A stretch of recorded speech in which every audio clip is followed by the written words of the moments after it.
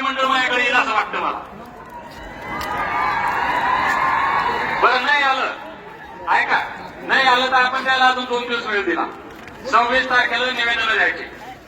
बरं नाही ऐकलं 26 तारखेला सुरेश भाऊ पुढे काय सोमवारी काय तारीख आहे? 28 ऐकून घ्या, तारखा लिहून घ्या.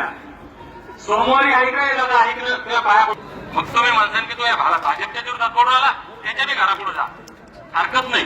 पण भाजपच्या आमदाराच्या घरापुढे जावा जसा तेव्हा ढोल घेऊन जा, ते 2-4 मेंढ्या घेऊन जा, भोंगळे घेऊन जा, हातातली कुऱ्हाडी घेऊन जा आणि त्याला सांगा बाबा रे आमच्या मतावर निवडून आला की हे पहिले सांग. ऐकलं ऐकून घ्या दादा रे, तुम्ही बोला मी खाली येतो. आमच्या मतावर आमदार साहेब तुम्ही निवडून आले की आले, आमदाराच्या म्हणजे खासदाराच्या बरं का. मला आम्हाला सांगा तुमच्या तेव्हा 2 शब्द दिले संविधानात आहे तुमची भूमिका. आता ते काय करतात आपण ते लेटर आणून देतात. ऐका भाऊ, या आमदाराच्या खासदाराच्या लेटरनं तुम्हाला 1% फायदा होत नाही. हे कचऱ्याच्या टोपलीत जाते सगळे. त्यांनी बोललं पाहिजे. म्हणून माझी विनंती की तुम्ही तिथं धरणे धरताना माझ्यासारख्या सामान्य माणसाच्या शब्दाला तुम्ही किंमत दिली. तुम्ही सगळे आला, तुमच्यापुढे नतमस्तक होतो. राज्यातले सामाजिक राजकीय क्षेत्रात काम करणारे मोठे मोठे लोक, खरं म्हणजे त्यांच्या उंची म्हणण्यापेक्षा मी त्यांच्या पुढे कुठंच लागत नाही.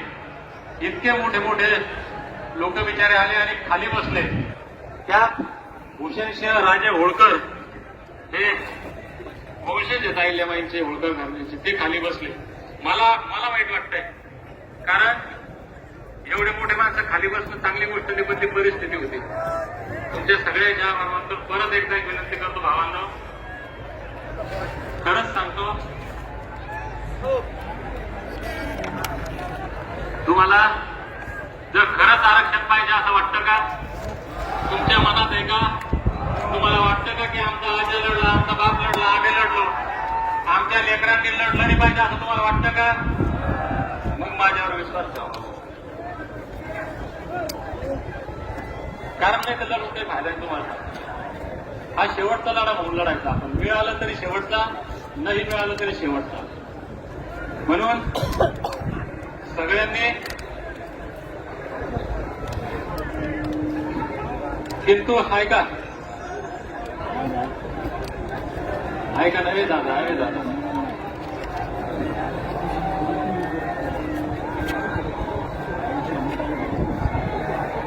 ऐका हे दादा, अरे इमानदारी ना रे, ऐका ना.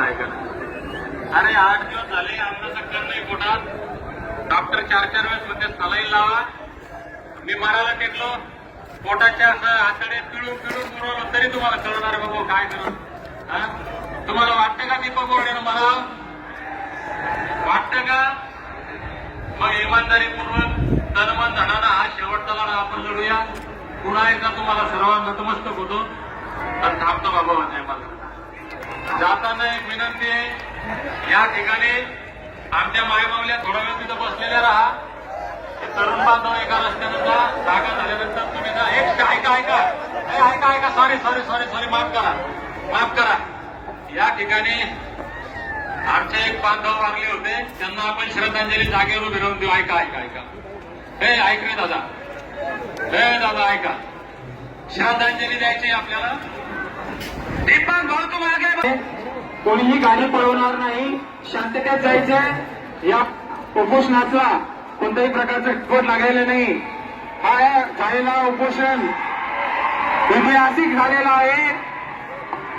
महाराष्ट्रातून आलेल्या सगळ्या समाज बांधवांचं दीपक भाऊ बोराडे आणि जालना टीमच्या वतीनं मनापासून आभार व्यक्त करतो. आपण आलं तसंच आपल्या घरी परत सगळेजण चुकीचा अंबानीचा शांतीचा हातून विनंती करतो. दोन्ही मूठ बांधून वरती घोषणा द्यायची आपण. दीपक भाऊ तुम आगे बढ़ो, दीपक भाऊ तुम आगे बढ़ो.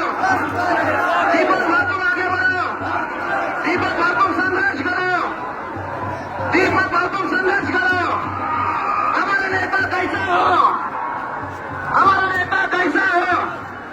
दीपक बहादुर संघर्ष करो, दीपक बहादुर संघर्ष करो, दीपक बहादुर संघर्ष करो।